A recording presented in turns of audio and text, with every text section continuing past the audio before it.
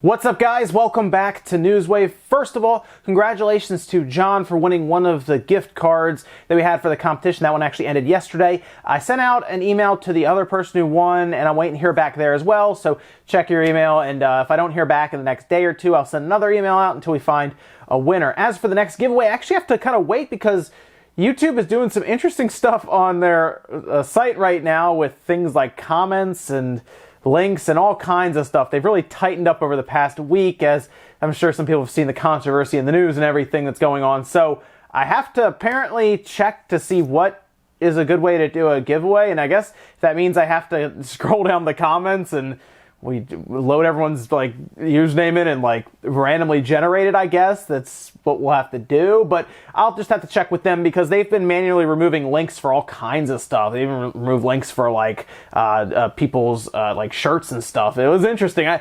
There's a lot of stuff going on right now, so I'm gonna check to make sure there's a way I can do it that doesn't annoy them or anything, and then we'll do the next one. I actually have a good idea for the next one too, so we'll hopefully have that going in the next few days for you guys. But congratulations to John. As for today, though, we have a bunch of stuff to go over. Anthem did get those UK sales charts that we'll go over at times. Is there anything cool in there, interesting?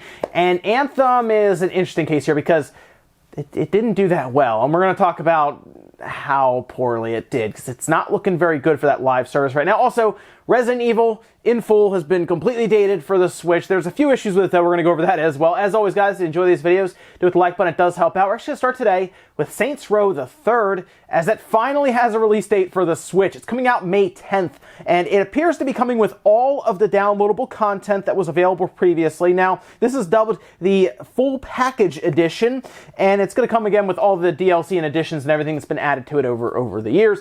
And this is an interesting situation for the Switch because, of course, there's no real Grand Theft Auto style game, so I get why THQ Nordic is doing this. I really do. And honestly, Saints Row the Third was a fun game that I played on the Xbox 360, and actually I played it on the PC as well, so you get that ridiculously high frame rate in a game that's not hard at all for your PC to play.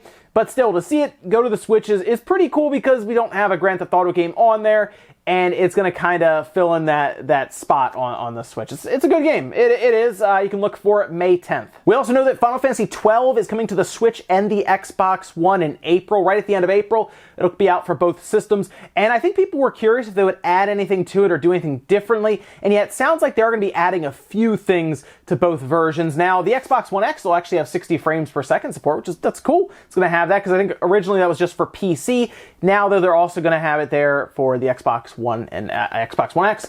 And here we are now with the Switch version as well. They're adding some gameplay benefits to both. The X seems to be the big thing for the 60 frames per second mode. However, the Switch will also benefit from a New Game Plus that lets you begin your adventure at level 90, bring over some items with weapons, magic, and gills obtained during the previous playthroughs. And you'll also be able to reset your party members' jobs throughout the game. Cool there to see that. Again, though, it is Final Fantasy XII. You may have already played it. If you have not, though, it is a very, very good Final Fantasy. It's definitely on like the, I guess for a lot of people, top of their list for the best Final Fantasy games that we've had, and we've had quite a few of them. That's the one that always seems to come up. So if you have not played it, it will translate very well over to a portable system, or again, if you have the X and you don't have a PC, I guess, that can hit the 60 frames for that, you can get it on there, and you can get a high frame rate game out of it. Although I know it is an RPG, so it doesn't benefit as much as it from like a shooter or something, or an action game. Still, though, cool to see it. Get it on the Switch for the portable play, or get it on the X for the high frame rate. Also, very quickly, the Secret of Mana collection continues to be in the spotlight with more and more trademarks being filed for it. We may have a title even. Hard to say what's going on here. We talked about how previously they had trademarks in Europe, and now here we are in Japan. They filed trademarks, Square Enix has, for Mystic Quest and Collection of Mana. I wonder if would that be the title for it? It's odd. Something is happening with the Mana series. I don't know what it is, but something is going on. I'd like to think that means that the Secret of Mana collection, or Collection of Mana, is leaving Japan and then coming west to the US and everything, but hard to say, although that game needs to get out of Japan and start releasing everywhere else, because there's some awesome games. I really want to see Seiken Densetsu 3 finally translated and released, but we'll have to wait and see on that one. And guys, some of the quick news out of the way. Let's get into the bigger stuff. We're going to start with Anthem right away because we do have our first initial sales numbers in the UK. I want to point a few things out before we look at this chart because I do think we need a little bit of clarification as to what's going on here, as I've seen a lot of stuff come out about this, forum posts, videos, everything. These are the physical sales in the UK. EA does claim that their physical market makes up about 50% of all of their games at this point, and this is a games as a service, so it is of course going to lean even further to that digital side. That being said, here are the top 10 for the UK sales charts of this past week, starting with Anthem at the top, number 1, Far Cry New Dawn at 2, FIFA 19 at 3, Red Dead Redemption 2 at 4, Metro Exodus at 5, Forza Horizon 4 at 6, New Super Mario Bros. U Deluxe staying actually right at 7, Mario Kart 8 Deluxe actually jumping up to 8, Call of Duty Black Ops 4 at 9, and then Super Smash Bros. Ultimate at 10. As for Anthem, it is actually having a bit of a hard time at the physical retail market. Now, here's the issue with Anthem. It's actually done about half of what we saw Mass Effect Andromeda do, and that did very poorly even when compared to Mass Effect 3. So Anthem's way down from either of those at the physical release. And then if we go back to Destiny when that first released, which, by the way, physical sales have just dropped off in general, right? So keep that in mind as well as we talk about some of these stats. However, I do also want to remind you that we do have Destiny 2 that we can look towards and kind of get an idea there because that was a bit more recent than something like Destiny 1. But either way, Destiny 1 was over 400,000 units sold in its first week in the UK, whereas Anthem's about 42,000. So it was drastically down from that. It was about 10% of sales for Destiny is what Anthem has achieved here. Now, if you go back to Destiny 2, that sold about 147,000 units, give or take a few here and there. And of course, that means that, yeah, it's less than a third still at that point, about 25%, 26%. Yeah, so Anthem not off to a great start, and this is where things start to become an issue. If the physical sales do give us an idea, let's say it really is 50%, it's half and half. Half people bought it physically, half people bought it digitally. That's not good.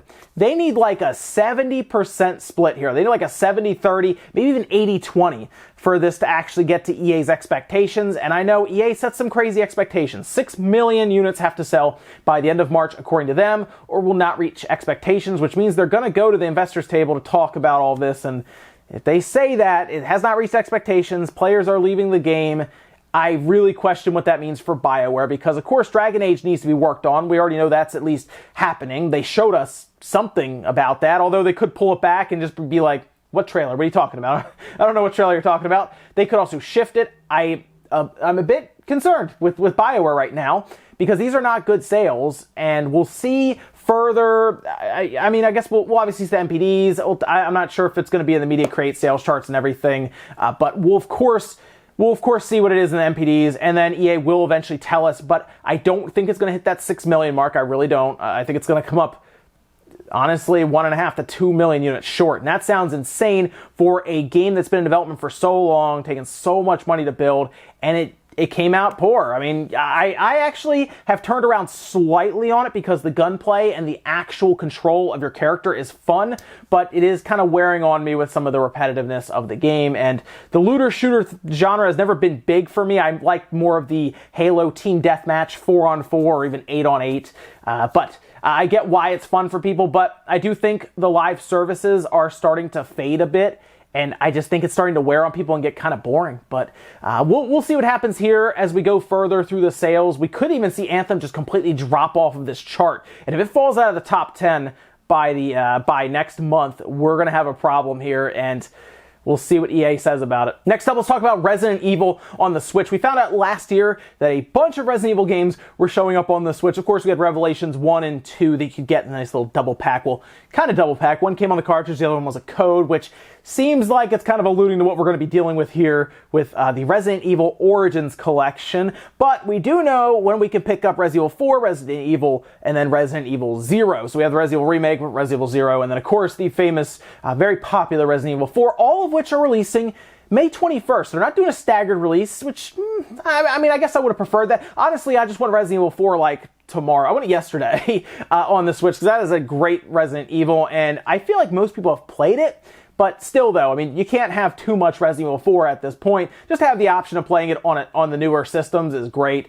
But here we are now with all of them releasing same day, and they're going to be doing a physical copy of Resident Evil Remake and Resident Evil 0. Doesn't sound like anything for Resident Evil 4, at least yet. I would like to buy that on a cartridge, Capcom, so, you know, do that. But we did find out a bit more about the Origins collection that's going to be launching at retail, and it's probably going to annoy some people. So on the website for Japan, for Capcom, they do talk a bit about that Origins collection, as you're seeing here, where it does mention the product is a product with the download number of Biohazard 0 HD Remaster, so that's Resident Evil 0, on the game card, and Biohazard HD Remaster, so Resident Evil, just the HD remake, download number enclosed, which this is Japan. We don't know about the US yet, but if I had to take a guess, and it's Capcom, that tells me that it's probably going to be a download code. It also says that the free space required for that download is 17 gigabytes.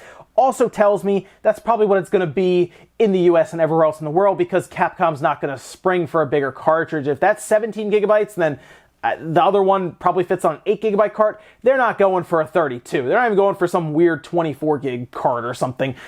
That's the way it is. We've seen it with Resident Evil Revelations 1 and 2, where 2 was a download and it was much larger than the first one. And now I'm curious if they're going to have any extra features or anything, but at least for now, it seems like if you get it physically, just know it's not as much of a collector's edition as we would like it to be. Honestly, this is something I would have paid a little more money for, just to have it all on one cartridge, because it's the Resident Evil Origins collection at this point. And I would like to see them both. Also, why is 0 on the cartridge? Why isn't it Remake?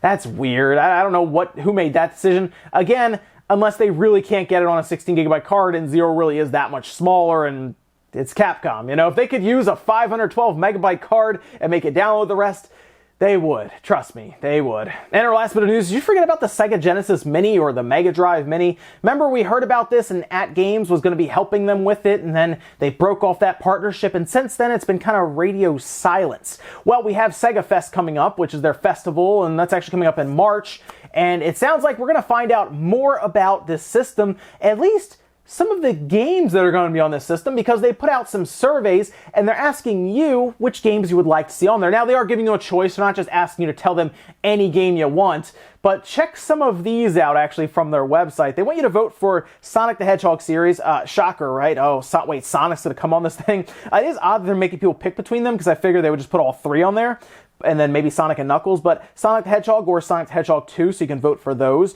The Puyo Puyo series, so Puyo Puyo and then Puyo Puyori. And then the big one that I saw, and I said, oh, here we go. Shining Force series, either Shining Force God's Heritage or Shining Force 2 Old Seal. Now, according to them, they're going to announce the results Sunday, March 30th during Sega Fest 2019. So I think we're going to watch that, because it sounds like they're going to have a live stream, and then I assume they might show the system off in some capacity with maybe a game that they've already kind of put on there, or have an idea of what they want to put on there. These might be some stragglers, which sounds weird because Sonic 1 and 2, like, I don't know if there's a popularity contest between those, because, I mean, why wouldn't all the Sonics be on this thing? Maybe they actually have a limited amount of games they want to put on there, kind of like how Nintendo has done with the NES and the Super Nintendo. Seriously, I mean, think about that. The Super Nintendo Classic is like 20 games, but it runs really well, whereas Sega and At Games keep putting like 85 games on their system, and they're all running kind of poorly.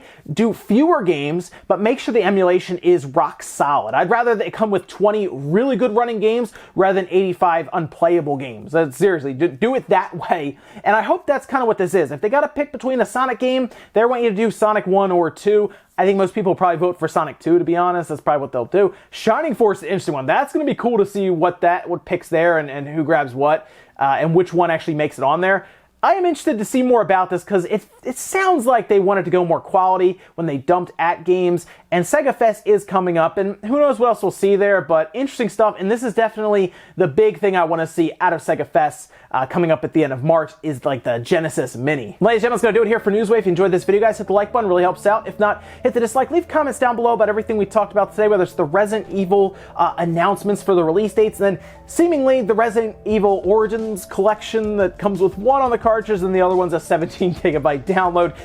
Are you surprised by Capcom anymore? Because I'm not really. It's going to be cool to see these games though, and I'm getting Resident Evil 4 right away. And what do you think about Anthem and the release numbers so far for the sales in the UK? We'll see more as we go forward here, so it's not time to sound the alarm yet, but this is a bad start for Anthem, and I am a little worried about BioWare, definitely at this point. Thanks guys for watching, and I'll see you next time.